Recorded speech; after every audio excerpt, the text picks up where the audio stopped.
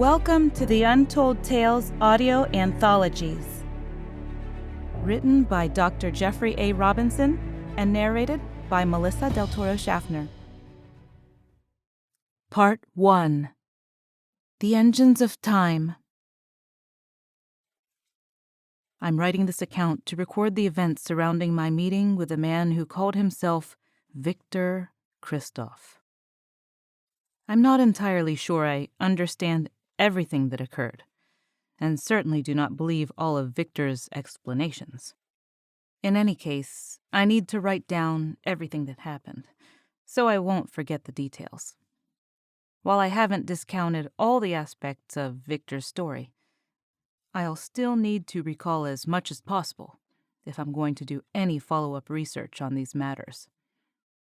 Perhaps I should start at the beginning, when I first met Victor. It started when I last taught at the Jagiellonian University in Kraków, Poland, one of the oldest universities in Europe, delivering a series of lectures on advanced physics. After heading the quantum mechanics research laboratories at Los Alamos for nearly a decade, I had taken a sabbatical to lecture and tour at major European universities. The trip was part vacation and part public relations for the lab. Despite my initial reservations, I found myself enjoying the notoriety that accompanied the tour, even though it kept me from my research. I'd already been to London, Paris, and St. Petersburg, Russia, but I still had to deliver my 4-part seminar on quantum chronodynamics at 3 more universities before I returned to the States. Of all the places I had lectured, however, I found the University of Kraków to be the strangest. Perhaps their haughty behavior was because the university had been in continuous operation for more than 600 years. They behaved as if they knew everything. In fact, their demeanor went so far as to imply that anything they didn't know wasn't worth learning. While I'd held my audiences rapt everywhere else, the people who showed up in Kraków yawned loudly, fell asleep, or left early. They weren't even polite enough to pretend to be interested. By the 3rd day, I grew a bit discouraged. Each day, fewer people had attended. By the last day, so few people attended that my presence seemed unnecessary. Perhaps that's probably why I even gave a second thought to the note someone passed me after the final lecture. Normally, I would have just discarded it or dismissed it as a joke. The letter had no stamp and no postmark. Indeed, it didn't even have a full address. It merely said, "To Dr. Peter Christoph, at the Jagiellonian University." Opening it, I found a hastily scrawled request for me to visit a Dr. Victor Christoph at the Tvorki State Psychiatric Hospital in Pruszków, just outside Kraków. At first, I thought it was a joke. My grandparents' family name was Christoph before the First World War, but they had changed it to Christoph when they arrived. I didn't know of any relatives in Poland, but that didn't mean there weren't any. The name Victor, however, seemed familiar. Stuffing the note into my jacket pocket, I remembered where I'd heard it before. Examining the letter again, I recalled my grandfather telling me about his uncle Victor, a famous 19th century scientist, who'd appeared in Europe at the turn of the century. As a boy, having such a famous ancestor made me proud. Maybe that memory was one of the reasons I fell in love with science so many years later. Chuckling to myself, I decided to pay a call to Dr. Christoph before I left for Rome. Perhaps a visit to a distant cousin might lighten what had turned into a very gloomy trip. The next afternoon, I rented a car and drove to the Tvorki Hospital. The facility was quite close, but well off the main road. After several few wrong turns, I finally found it at the end of a long, narrow cobblestone driveway, which wove its way up a long tree-covered hill. The hospital occupied a small stone castle that had been converted while under the communist regime. The courtyard, where the drive ended, offered a spectacular view of the surrounding countryside, and overlooked a breathtaking valley with woodlands in full autumn display of dazzling reds and brilliant yellows. The large cobblestone parking lot led right up to huge ornate wooden doors. When I rang the bell an attendant greeted me, inviting me to enter. I stepped into a spacious foyer and asked to see Dr. Christoph. She looked at me with surprise, and I wondered for a moment if she didn't speak English. Producing the note, I told her I'd been invited, pointing at the name. She took the letter and read it.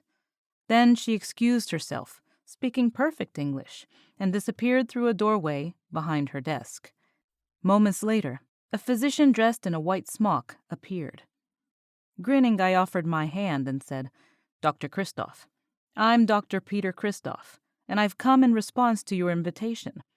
As a matter of fact, I think we might be distant cousins." The doctor shook my hand, but waved the letter in his other hand. "I'm afraid you have made a mistake.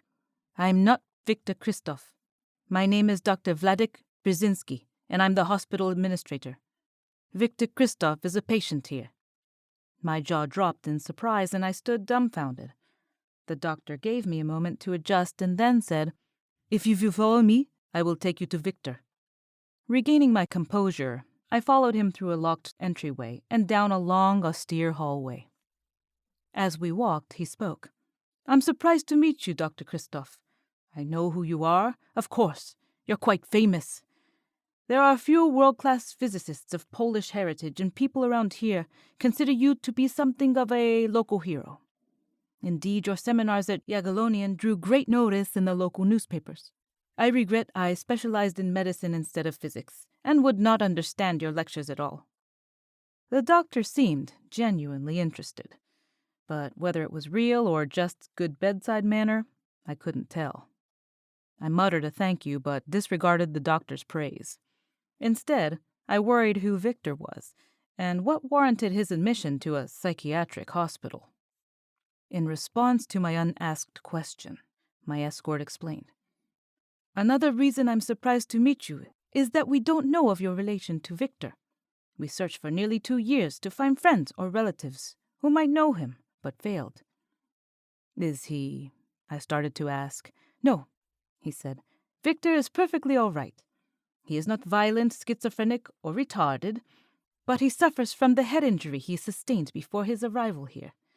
He was gravely injured when he arrived and had total amnesia for more than 6 months.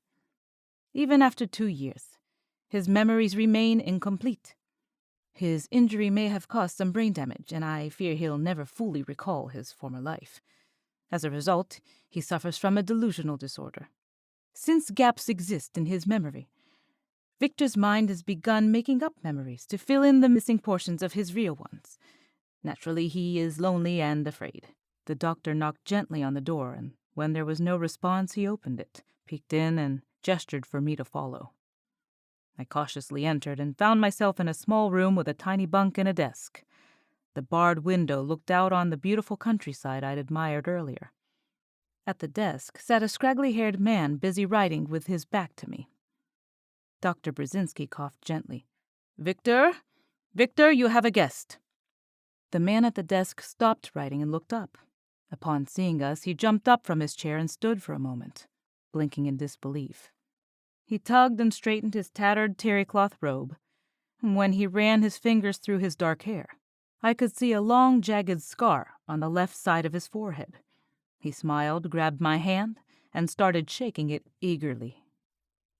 "Dr. Christoph, he said. "You must have gotten my letter. I knew you would come, I just knew it. You have no idea what this means to me." Dr. Brzezinski cleared his throat. "If you will excuse me, gentlemen, I have work to attend to. Dr. Christoph, you may of course stay as long as you wish. Just contact the nurse at the end of the hall when you're ready to leave." Turning, he closed the door behind him as he left. Victor stopped shaking my hand and offered me his chair. Then he hurried over to his desk and removed a stack of papers from the desk drawer, taking a seat on his bunk opposite me. I sat hesitantly, wondering what to say, wondering about what I'd just gotten myself into. "Ah, I assume you wrote me because you think we're related," I said. Victor smiled. "Ah, my grandfather came to America in 1916 and changed his name from Christoph to Christoph soon thereafter." When I was small, he told me about an uncle he had, named Victor. We're probably distant cousins. I felt self-conscious and awkward. I didn't know what else to add. Victor nodded and listened attentively. Then he grinned once more and said, "I didn't know that. I missed the similarity in our names and had no idea we were related. I wrote you because of your work in..." He stopped and shuffled through his stack of notes. "Your work in quantum chronodynamics." He spoke the words hesitantly, as if speaking a new language. I chuckled, realizing that he was. It was a language my colleagues and I had been developing for years. His broad grin showed genuine delight. "What an amazing and wonderful coincidence that we should meet like this. Who would have thought little Gustav would have gone to America and I would meet his grandson nearly a century later?" I blinked and sputtered. What? Gustav?" "Yes," Victor said. "Little Gustav, my nephew. Of course, he was only about 6 when I last saw him. Let's see, that was in 1902. So he would have been about 20 when he went to America, right?" I nodded mutely, then stopped, realizing I was agreeing with a man who claimed to be my great-grand-uncle, a man who'd disappeared nearly a century ago. Yet he looked younger than I. "But that's ridiculous," I said. "Victor died at the turn of the century. You're..."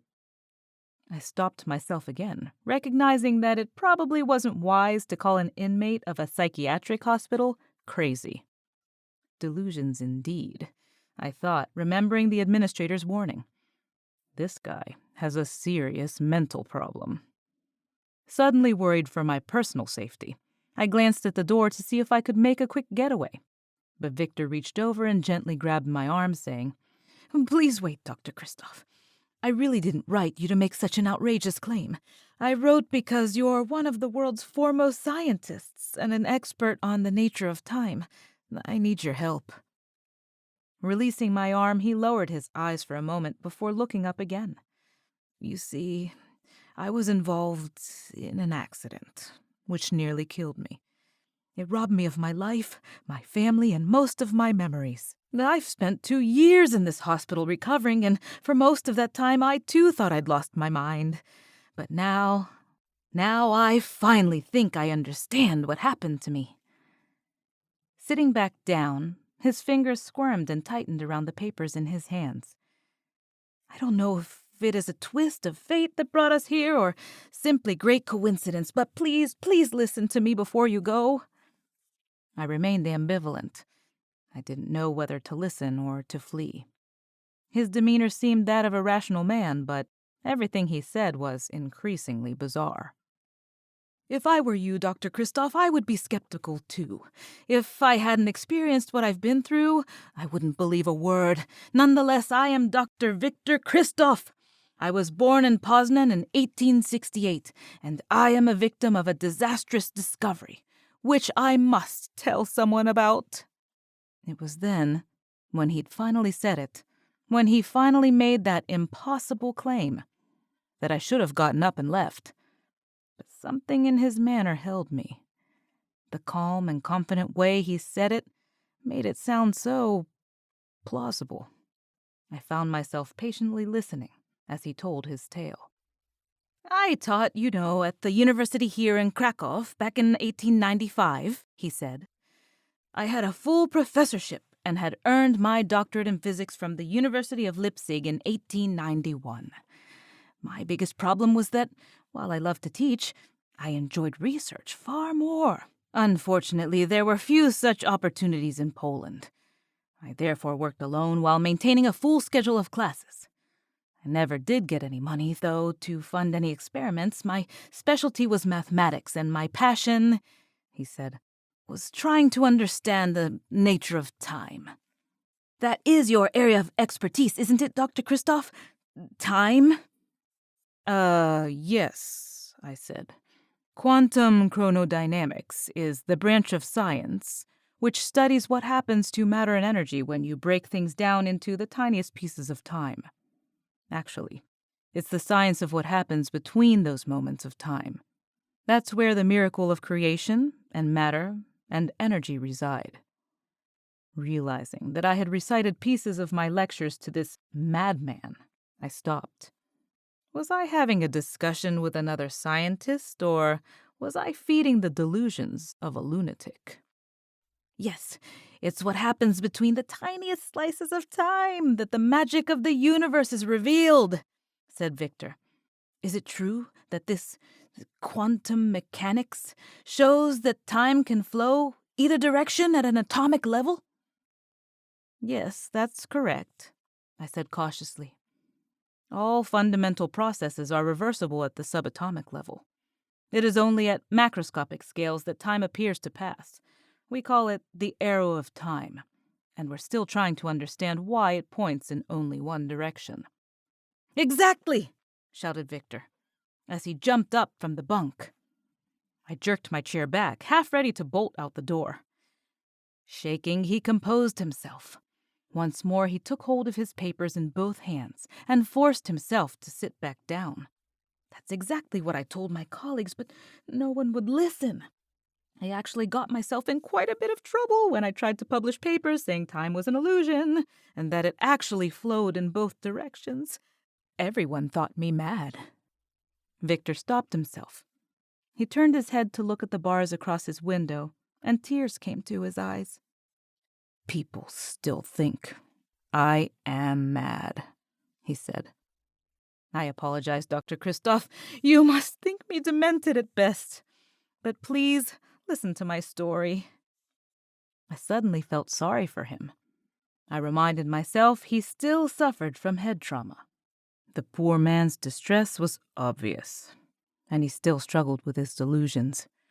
Nevertheless, the man did not appear to be violent, merely frustrated. At that moment, he looked so tired and so forlorn, I took pity on him. Finally, I nodded, deciding to listen, if only because he needed to talk to someone.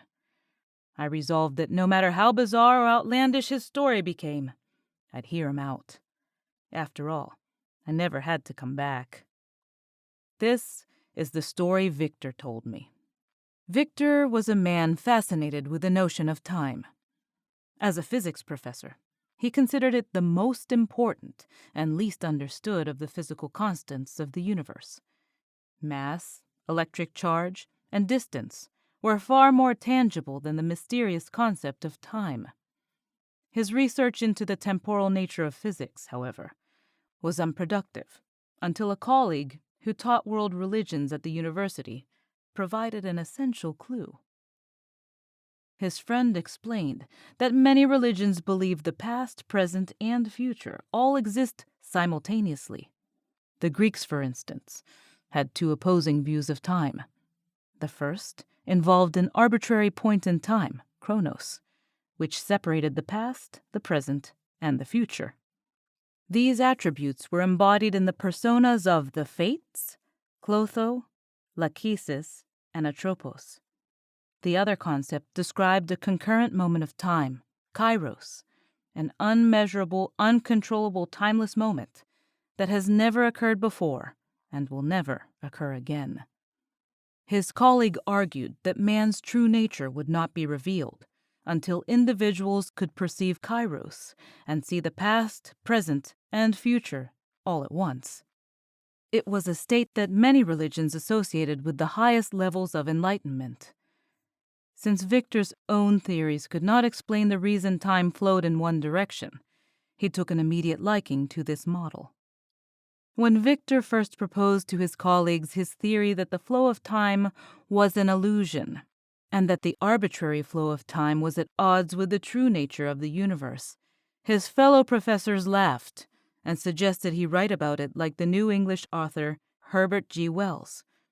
They did not understand that Victor had spoken in earnest.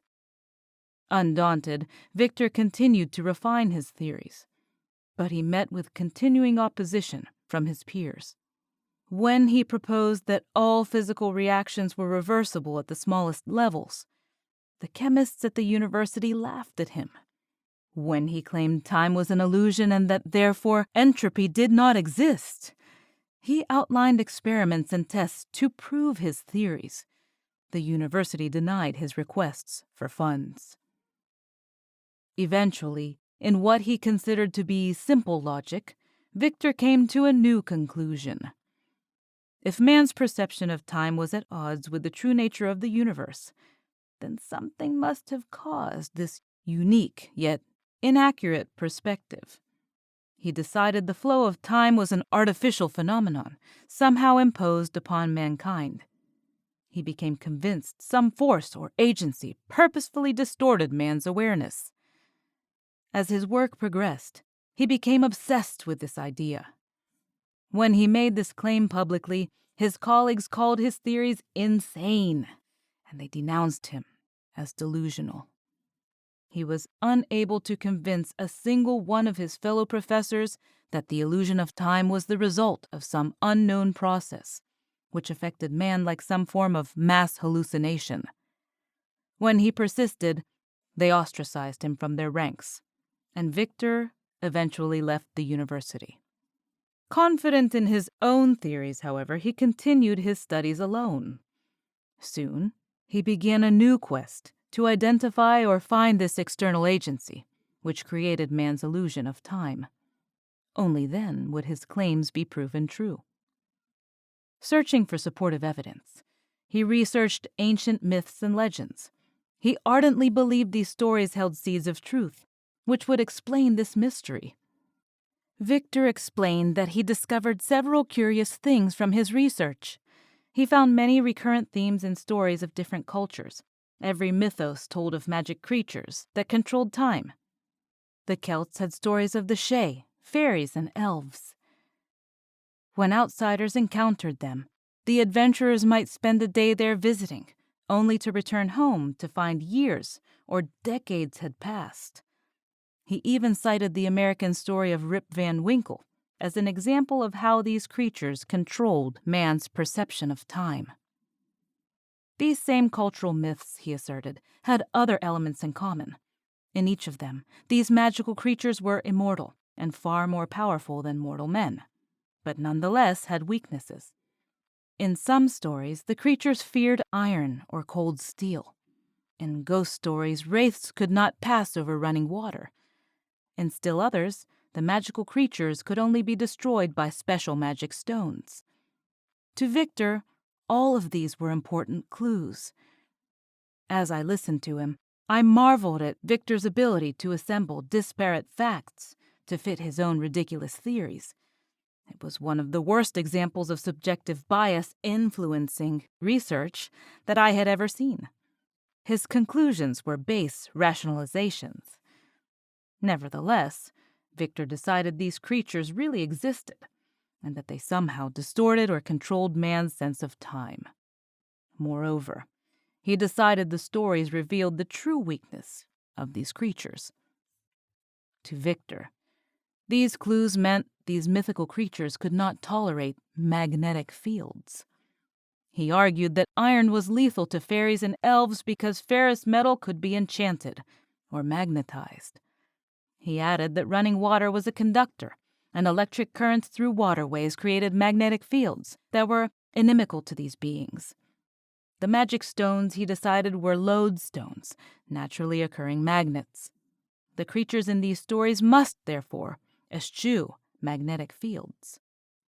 In another unjustified leap of logic, Victor concluded that there were only two places where these creatures would reside: at the one of Earth's two magnetic poles, where the magnetic field lines were weakest. He went on to explain that, since these creatures seemed to appear in different locations over the years, the Earth's magnetic poles must drift over time. In 1904, the former professor sold his home and all his possessions to fund a private expedition to search for these creatures. He commissioned the construction of extremely powerful magnets and even purchased chemical batteries, which could power strong electric currents through wire windings, thus creating extremely powerful magnetic fields.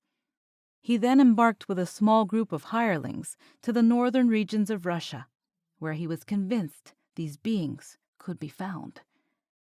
This story is continued in the next episode.